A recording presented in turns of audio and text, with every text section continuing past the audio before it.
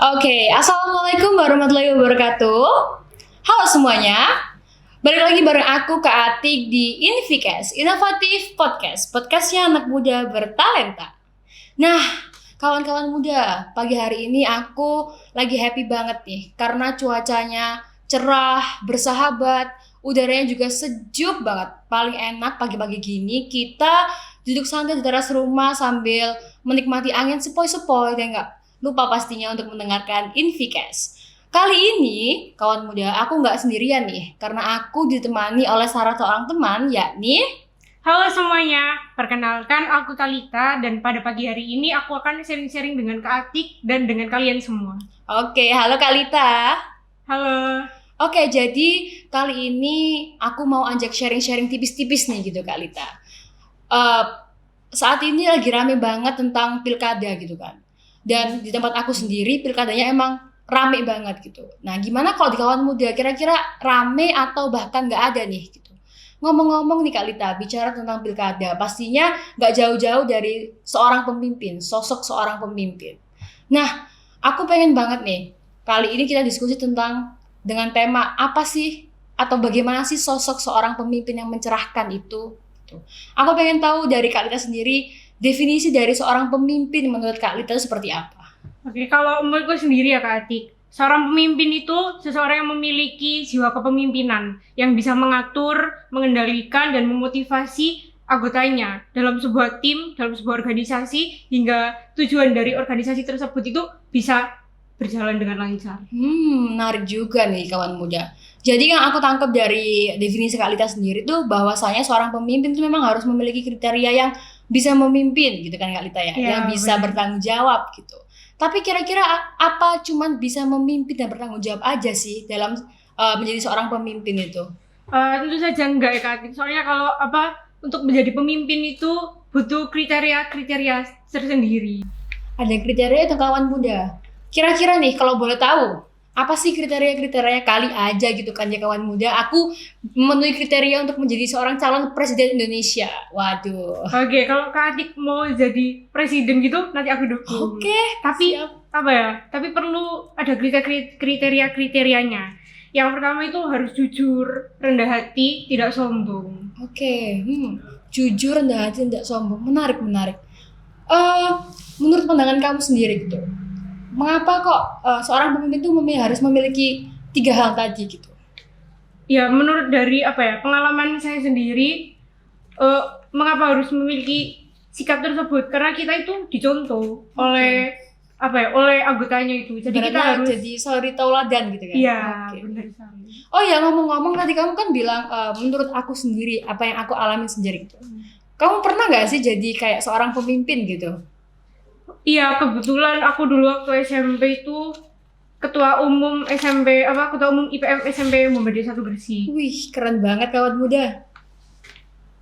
Oke, menjadi seorang ketua IPM.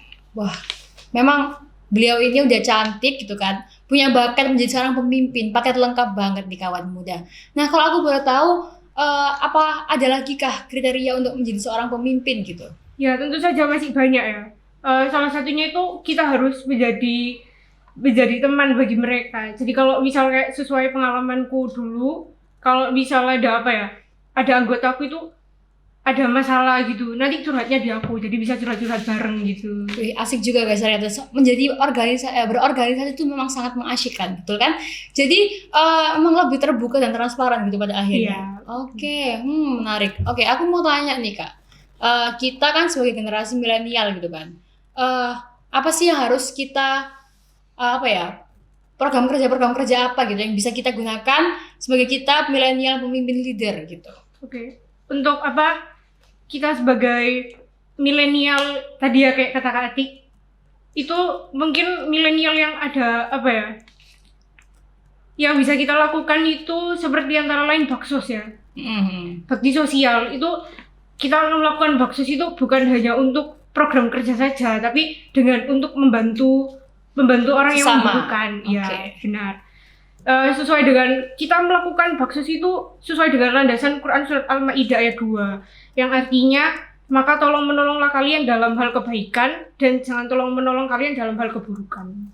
Oke, sangat menginspirasi. Kita pasti dalam generasi milenial ini kan yang saat ini ya Kak Lita kan, lagi ada pandemi COVID, terus juga ada bencana banjir yang kalau kita tahu di tetangga kita di Gresik itu Balong Panggang itu kan memang terkena luapan dari Kali Lamong gitu kan.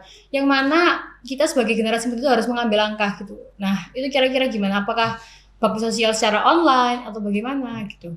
Ya boleh kalau misal kali saat pandemi gini ya kita kalau misal ke sana kan ya takutnya kalau kita nggak tahu kita ini mau virus apa enggak. Nah, ya betul. jadi kayak ya bikin dari bakti sosial online juga bisa. Oke. Memang kita harus memanfaatkan teknologi gitu ya Kak Lita. Iya. Oke, kalau aku baru tahu nih, ada nggak salah satu pengalaman paling berkesan gitu pada saat Kak Lita menjadi seorang ketua IPM gitu? Kalau menurut gue sih sangat mengesankan ya.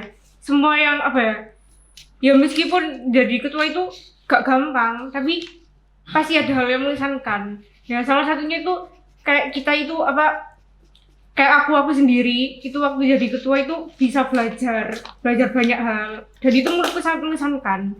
Kayak contoh yang bisa aku ambil sendiri itu public speaking ya. Okay. Kayak dari organisasi ini, dari menjadi pemimpin ini, aku bisa berani dan bisa public speaking ya seperti sekarang ini. Itu dari organisasi. Oke, sangat menarik guys. Ternyata mengikuti sebuah organisasi itu memang memiliki banyak manfaat dan pengaruh baik yang bisa kita dapatkan gitu. Ternyata jadi seorang pemimpin itu berat juga ya Kak ya? Iya benar. Rindunya Milea ke Dilan tuh kalah berat gitu sama tugasnya menjadi seorang pemimpin. Betul banget. Oke, pernah nggak sih Kak Lita ini merasa, aduh aku capek nih, aduh aku pengen nyerah aja deh, nggak mau jadi pemimpin gitu. Aku kerja sendirian. Kira-kira pernah nggak? Dan kayak hambatan apa sih gitu yang Kak Lita rasain selama menjadi seorang pemimpin? Kalau ngerasa kayak capek ya pernah, tapi kalau kerja sendiri kayak enggak. Soalnya kan di dalam organisasi tentunya butuh dukungan, butuh orang untuk membantu. Jadi kalau aku sih itu pernahnya kayak capek karena ada beberapa anggota itu yang ikut IPM itu cuma karena famous. Oke, famous guys. Oke, memang sih kadang anak organisasi terkenal ya, popularitas gitu. Nah, kira-kira cara kamu menanggapi mereka tuh gimana sih gitu? Ya, mungkin aku bilangin ya, apa sih pencerahan gitu. Dibilangin kalau kamu organisasi itu sangat membantu lah buat orang lain. Kalau misal kamu cuma buat mementingkan diri sendiri ya mending out aja nggak apa-apa. Daripada kayak daripada aku ini nunggu orang ini aja. Kan mending ya udah keluar aja gitu. Oke, daripada harus jadi parasit gitu ya ibaratnya. Oke. Aku di sini pengen nangkep gitu kan. Ternyata IPM itu sebagai wadah buat generasi milenial Muhammadiyah itu untuk mengembangkan bakat pemimpinnya gitu.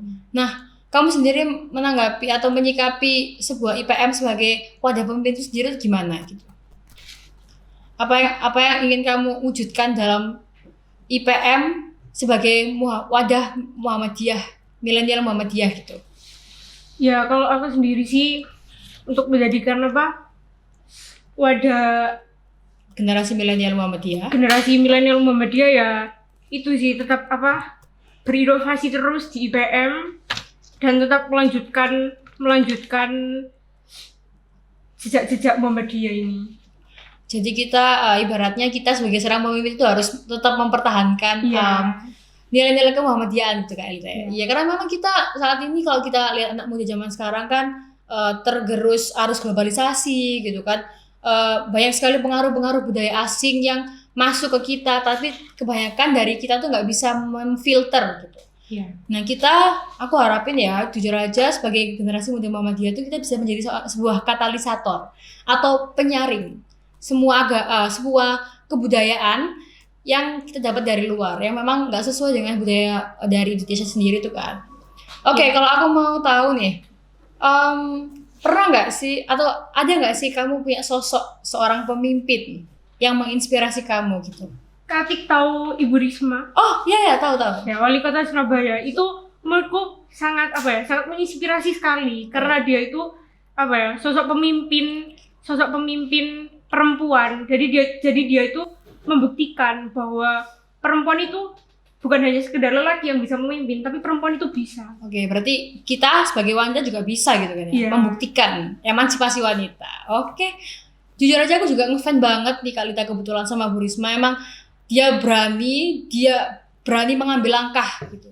Jadi memerangi orang-orang yang memang menurut dia nggak tepat, menurut dia itu nggak bisa memberikan yang terbaik untuk Surabaya gitu kan. Emang sangat menginspirasi jujur aja gitu. Oke, motivasi. Oke, barangkali motivasi apa sih gitu yang bisa Kak Lita dapatkan saat menjadi seorang pemimpin gitu? Tentu saja itu ya, support dari orang tua. Oke. Itu sangat penting. Jadi mungkin jujur awalnya sih gak disupport. Tapi karena aku itu pengen buktikan bahwa organisasi ini ada hasilnya dari aku. Buat aku itu ada hasilnya. Ya lama-lama kelamaan orang tua ikut mensupport juga. Betul banget teman-teman kawan muda gitu kan. Kita juga butuh support dari orang tua gitu. Karena ridhonya orang tua, betul? Nah, kawan muda kira-kira penasaran gak gitu? Gimana sih tanggapan dari Kak Lita mengenai situasi pandemi COVID saat ini yang memang menghambat banyak sekali kegiatan di luar rumah seperti bersekolah pastinya ya kan? Dan dari situ kita sebagai anggota IPM itu juga merasa terbatasi. Kegiatan-kegiatan di IPM menjadi terbatasi hanya sebatas online atau virtual. Nah, kira-kira tanggapan dari Kak Lita sendiri gimana menyikapi pandemi ini? Ya mungkin selama pandemi ini ya kita bisa melaksanakan kegiatan yang yang bisa meluangkan waktu dari para orang-orang gini kan, kayak misal nganggur di rumah gitu. Jadi kita bikin kegiatan yang bikin orang-orang itu tetap semangat meskipun di rumah. Berkreativitas gitu, iya, berkarya. Tetap berkarya di rumah. Ya contohnya yang bisa diambil mungkin lomba bikin poster di rumah gitu bisa kan. Menarik juga, bikin video TikTok nih sekarang lagi ngetren, betul banget lagi. Jadi kita sebisa mungkin sebagai generasi milenial tuh memanfaatkan gitu kan, memanfaatkan teknologi. Nah, karena memang kita hidup dikelilingi oleh teknologi, surrounded by technology. Jadi buat apa kita tidak memanfaatkan hal itu gitu? Oke, apa sih yang Kak Lita bisa lakukan gitu untuk menjaga atau mempertahankan anggota-anggota Kak Lita, timnya Kak Lita itu agar tetap solid di masa pandemi saat ini? Kan memang lebih sulit berkomunikasi gitu kan dibandingkan sebelumnya. Ya meskipun di masa pandemi gini, tapi kan tetap komunikasi itu penting. Jangan sampai miskom. Jadi ya setidaknya bisa bikin kayak rapat online lewat Zoom atau Google Meet. Itu mungkin bisa dilakukan sebulan sekali biar kayak biar hubungan kita gak renggang gitu. Hubungan organisasi. Bener-bener juga. Jadi kayak kita harus bisa memanfaatkan sebaik mungkin teknologi sekali lagi gitu. Memang zaman sekarang itu apa yang enggak sih dengan teknologi itu? Semua hal menggunakan teknologi, memesan makanan menggunakan teknologi, terus berkomunikasi teknologi. Jadi kenapa enggak kita manfaatkan sebaik mungkin gitu kan? Ya, jadi dengan kemajuan dunia ini jadi harus kita ikuti. Kita ikuti dan kita ikuti dan kita harus mengambil bagian. Being bener. part of it. Oke. Untuk Kak Lita sendiri nih, punya nggak sih saran-saran buat generasi pemimpin bangsa seperti kita berdua ini kan? Kita nanti kan menjadi milenial yang memimpin masa depan gitu. Nah, barangkali punya tips atau saran buat kami semua pendengar Infikes. Mungkin saran dari aku sih itu ya jangan hanya belajar aja. Mungkin belajar itu memang nomor 1, tapi diselingi dengan ikut organisasi itu sangat penting. Soalnya dari kita belajar organisasi ini sama saja kayak kata guru SMP ku dulu. Itu kalau kita belajar organisasi itu sama saja kita belajar ilmu kehidupan. Widih, ngeri. Jadi itu sangat perlu kita kita selingi untuk ikut organisasi ini. Soalnya nanti kedepannya kan juga kita yang jadi pemimpin masa depan. Jadi kita harus meskipun di usia dini, tapi kita harus belajar untuk menjadi pemimpin. Jadi memang kita mulai saat ini gitu ya, harus bisa mengambil langkah mulai saat ini. Berani mengambil langkah itu penting, teman-teman pendengar Infikes semuanya. Karena kalau kita nggak mencoba, lantas kapan kita akan mencoba? Masalah sukses atau nggak sukses, berhasil atau nggak berhasil itu masalah belakang. Yang penting sekarang kita berani maju, berani mengambil langkah, berani mengambil resiko gitu. Yang penting punya pengalaman, betul ya Kak Lita ya? Karena semakin banyak pengalaman, pastinya kita akan semakin memperkaya diri dengan berbagai ilmu gitu.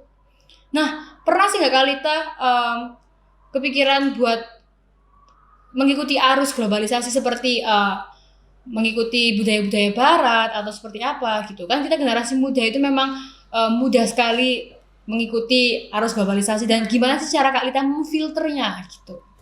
Ya tentu saja kayak lihat orang-orang gitu kan kayak wih keren ya, kayak pengen gitu, tapi ya tetap harus difilter, dilihat dulu ini tuh bagus apa enggak, sesuai dengan kaidah Islam apa enggak. Kalau melenceng dari agama Islam, kaidah Islam ya dibuang aja. Okay. Gak keren gak apa-apa, meskipun gak dibilang gak keren gitu, kamu gak keren gitu ya gak apa-apa, yang penting tetap itu. Kayak kan gak ikut ini, aduh kamu kok kuno banget gitu kan, gak masalah ya kali ya. Iya, betul juga, karena kalau kita mengikuti semuanya tanpa menyaring terlebih dahulu teman-teman Infikes, itu percuma juga gitu. Buat apa ya kan, gak akan memberikan hasil yang baik ke kita, malah somehow ini bikin kita jadi lebih tambah buruk gitu. Oke. Bagaimana Kak Lita itu menyikapi dengan adanya pandemi ini gitu kan? Generasi milenial akhirnya banyak yang rebahan.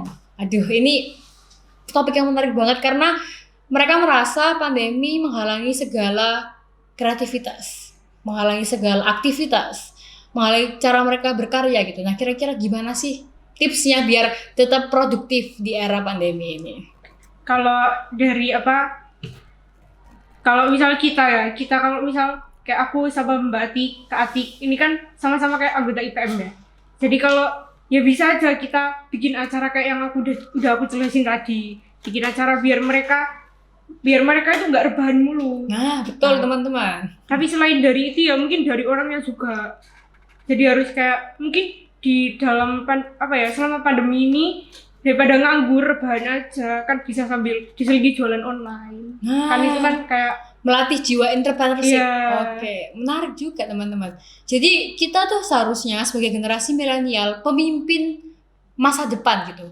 Nggak seharusnya kita duduk santai, berleha-leha, menikmati apa yang orang tua kita berikan saat ini. Tapi kalau bisa manfaatkan, kita gunakan sebaik mungkin agar nanti kita tuh bisa menjadi pemimpin bangsa yang memang terbaik gitu dan membawa perubahan pastinya ya kan. Oke. Kira-kira nih, apa sih yang harus dimiliki oleh pemuda Muhammadiyah di masa depan itu untuk bisa menjadi kader Muhammadiyah dan bangsa? Kan seperti janji pelajar Muhammadiyah kita.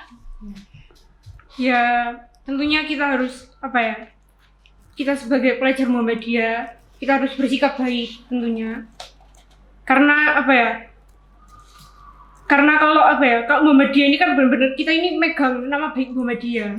Jadi sebaik-baiknya kita harus memegang nama baik ini, jadi harus mengharumkan. Ya untuk kedepannya kita bisa tetap berjuang gitu ya. Iya, tetap berjuang untuk nama baik Muhammadiyah ini sendiri. Dan juga nama kita sendiri pastinya. Yeah. Kalau aku sendiri nangkep apa sih yang harus dimiliki pemuda Muhammadiyah gitu? Menurut aku nih, ada 3 aspek gitu. Yang pertama aspek keagamaan. Jadi seorang pemuda Muhammadiyah itu haruslah seorang pemuda yang memiliki rasa jiwa kemanusiaan yang tinggi serta rasa religius gitu. Mereka harus memiliki aspek religius dalam hatinya. Dan juga harus bisa menghadirkan integrasi antara hablum minallah dan hablum minannas, yaitu hubungan dengan Allah dan juga dengan manusia sesama kita gitu kan. Karena kalau kita bisa menghargai kedua itu, mengintegrasikan hablum minallah dan hablum minannas, pastinya kita nantinya akan bisa tumbuh menjadi pemuda Muhammadiyah yang berkarakter, yang baik akhlaknya gitu. Yang kedua adalah aspek di sosial. Kita sebagai pemuda Muhammadiyah, pemimpin masa depan pastinya itu harus bisa menjadi sang pencerah.